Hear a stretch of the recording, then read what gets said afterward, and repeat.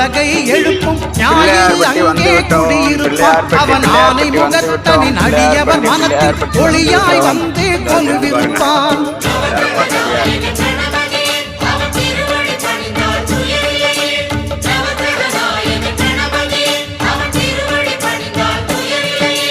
ஒன்பது கோளும் ஒன்றாய் காண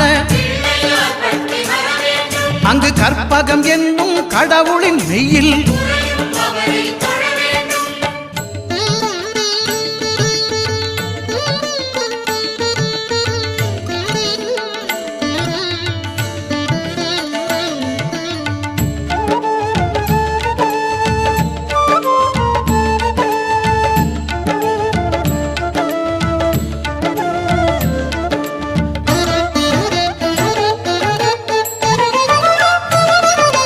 திங்கள் பகவான் திருமுகம் காண